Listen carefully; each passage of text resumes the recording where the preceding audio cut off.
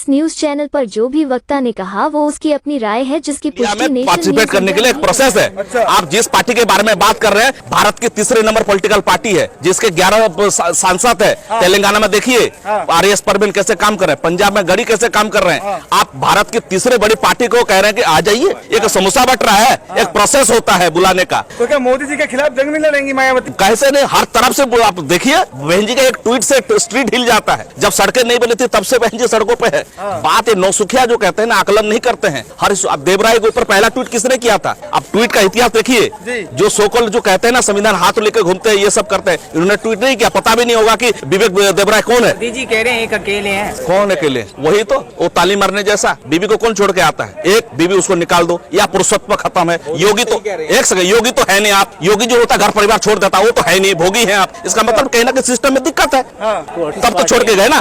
56 सीने वाला 38 पार्टी लेके चल रहा। अभी 38 के साथ जो मैदान में कूदा है, आप उसको ताकत मानते हैं? आप उसको ताकत मानते हैं? किस एंगल से कह रहे हैं कि ये अकेले? अब कर्नाटक में क्या हुआ? कर्नाटक हो गया सपड़ा साफ, साउथ इंडिया में सपड़ा साफ हो गया। 3 स्टेट बचा है आपका, बिहार, उत्तर प्रदेश और आपका महाराष्ट्र और एमपी, उसी में जोड़ रहे हैं। फिर भी वहां साफ हो गया है। लेकिन अमित शाह जी तो दावा दे रहे हैं ना 300 पार करेंगे। दावा करने के लिए पहले बार तो 540 का भी दावा करते हैं ये लोग। ये भाई अभी तो 3000 पता नहीं 200 कितने सीट की, 80 सीट की बात कर रहे हैं। और हो गया सब, होता फिर इलेक्शन क्यों करे? वही आदमी करेगा जिसको ईवीएम के ऊपर सबसे ज्यादा विश्वास होगा, हैक करेगा। तो परिवर्तन आएगा क्या? परिवर्तन देखिए, सामाजिक न्याय तब तक, सामाजिक न्याय क्या है ये सरकार के ऊपर डिपेंड करता है। सरकार के ऊपर निर्भर करता है सामाजिक न्याय कि वो देगा कि नहीं देगा। जैसे मान लीजिए कांग्रेस का सरकार है राजस्थान में, सामाजिक न्याय के लिए आप इतने अच्छे हैं, कर्नाटक में लागू कर दीजिए रिजर्वेशन इन प्राइवेट सेक्टर, आप लागू कर दीजिए। आपके जितने भी एडमिनिस्ट्रेटिव पोस्ट है, लॉयर्स है, एडवोकेट जनरल बनाइए, शेड्यूल कास्ट ओबीसी के बनाइए आप। तो 2024 में प्रधानमंत्री का चेहरा क्या रहेगा? ये सबसे बड़ा तेज है। कौन जीतेगा इंपोर्टेंट नहीं है, कौन हारेगा इंपोर्टेंट है। कौन जीतेगा इंपोर्टेंट नहीं है, कौन हारेगा इंपोर्टेंट है। संविधान में अगर परिवर्तन होते हैं तो स्थान क्या है? अभी फिलहाल पहले जैसे लोग नहीं रहे। आप एक डंडे से जो गांव को हाक लेते थे ना, बोल देते थे, कब्जा कर लेते, वो वाला नहीं है। आज ये खाते पीते लोग हैं। देसी कट्टा का जमाना चल रहा है, तलवार चलती है, अभी शस्त्र से सब चीज से निपुण है। आप देखिए संविधान को मानने वाले लोग हैं, वही संविधान भी सेल्फ डिफेंस नहीं, सेल्फ डिफेंस का आजादी भी देता है, सेल्फ डिफेंस का आजादी भी देता है। तो इसीलिए उन लोगों को समझ लेना चाहिए। वो पहले जैसा आप सोच रहे हो कि आप, मैं बताऊं, इतिहास बता दूं आपको। अकेले कई हजार लोगों, दुनिया के सबसे सर्वश्रेष्ठ वीर कह रहा था आपका बाबा जीवन सिंह, सर काट के बाबा तेग बहादुर का सर कटे हुए शीश को लेकर पंजाब पहुंचे थे बाबा जीवन सिंह जी। बड़ा बड़ा इतिहास यहाँ पर उठा है। इस समय किस तरफ है? उसके साथ, वी द पीपुल के साथ, डेमोक्रेसी के साथ, समता न्याय भाईचारा के साथ है, संविधान के साथ। साथ दे रहे हैं, इंडिया के साथ क्यों नहीं दे रहे आप? कैसे नहीं है? अब इंडिया बनता कैसे है? इंडिया कैसे बनता है? इंडिया कैसे बनता है? इंडिया बनता है उसके जो गोल्डन प्रिंसिपल है, उसी से इंडिया बनता है। भाईचारा से इंडिया बनता है। जो प्रिंसिपल है प्रेम्बुल का पढ़िएगा, वहाँ पे जो लिखा हुआ है, उसी से इंडिया बनता है। तो क्या बहुजन अब साथ देगा इंडिया का? क्यों नहीं देगा? पहले भी साथ था। ये सबसे राष्ट्रवादी लोग हैं, ये राष्ट्रवादी लोग हैं। पहले साथ था तो सत्ता में क्यों आ रहे हैं बार-बार मोदी? ईवीएम नाम का आप बता दिए, if the super computer of America can be hacked by China from its own place, what to speak about EVM, electronic voting machine. आप पर्ची 1 रुपए का पर्ची खरीदते हैं तो आपको क्या मिलता है? प्रूफ मिलता है कि भाई ये खरीदे हैं। अभी देखो, फ्री एंड फेयर इलेक्शन का सिस्टम बताता है, free and fair. I am casting my vote, I am not paying a single penny for that. मैं वोट देता हूं तो मुझे फ्री है, मगर as far as fair word is concern पता नहीं चलता। पिछले बार कुत्ते को वोट दिया था, इस बार गधे को वोट दिया, अगले बार दूसरा गधे को वोट दूंगा। मुझे तो यकीन नहीं हो रहा है ना, वोट कहां जा रहा है। देखिए, machine is machine and machine can be tempered. Machine is machine and machine can be tempered. I have peppered in supreme court also in this case. अब जजमेंट पढ़िए, एल.के. आडवाणी सुब्रमण्यम स्वामी जो गए थे सुप्रीम कोर्ट में, क्या कहा था? इसमें निष्पक्ष चुनाव नहीं हो सकता है। अब निष्पक्ष चुनाव आयोग ही हैक हो गया है। चुनाव से हटा दिया, नए कानून लेकर। यही तो मैं कह रहा हूँ, अगर चुनाव आयोग ही हैक्ट हो जाएगा, एक कॉन्स्टिट्यूशनल ऑर्गन ही हैक्ट हो जाएगा, तो आप क्या कहिएगा? समस्या उसी में। तो इसीलिए हम वी द पीपुल की तरफ जा रहे हैं। जिसने इस संविधान को क्या कहा, सब एक तरफ कोई कहा कि कुरान के नाम पे होगा, कोई कहा ओम के नाम पे होगा, कोई फलाना मंत्र से होगा, ओम भूर्भुवस्सुः तत्सवितुर्वरेण्यं भर्गो देवस्य धीमहि धियो न प्रचोदयात् का। लेकिन बाबा साहब ने कहा, सब लोगों ने वोट दिया, बाबा साहब अकेले नहीं कि ये वी द पीपुल के नाम पे होगा। बाबा साहब को बहन ने तन मन धन से मान।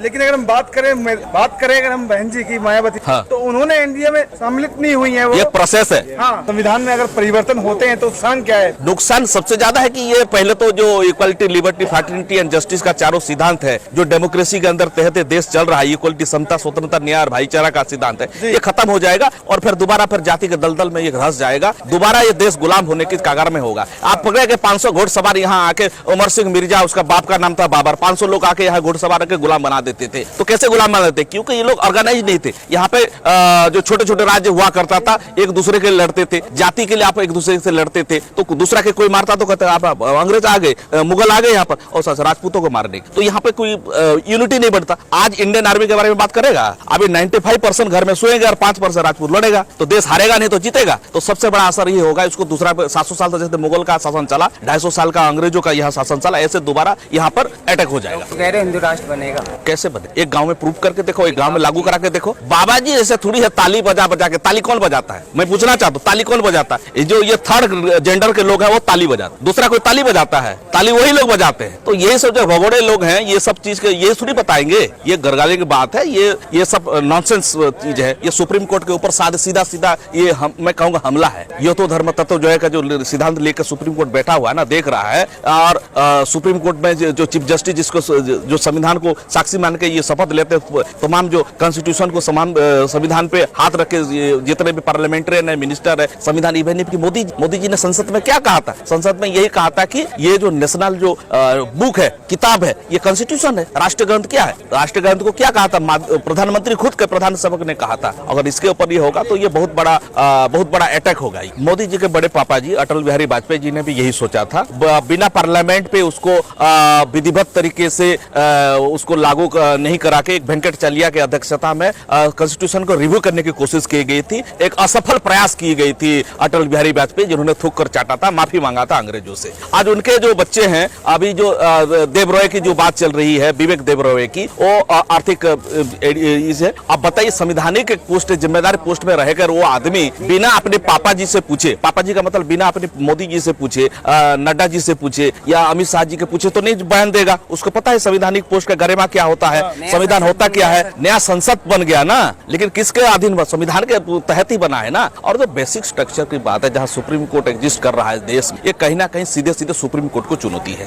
अब हुआ कोरोना का ट्रेलर दिखा दिया था, आपको पता होगा, ट्रेलर दिखा दिया था ना, जो छुप के मारते हैं, छुप के बार करते हैं, ये सब चीज दिखा दिया था। उसके बाद फिर बैकफुट पे गया ना, सुप्रीम कोर्ट गया कि नहीं गया? रिव्यू के माध्यम से हुआ कि नहीं हुआ? तो बात ये कहने की करने गलत ये जागरूक लोगों की है। संविधान अभी संवैधानिक देश में, इवन इफ अभी सीजे चंद्रचूड़ साहब ने भी कहा कि ये उन लोगों का भी रक्षा करता है, उनके भी हित की बात करता है जो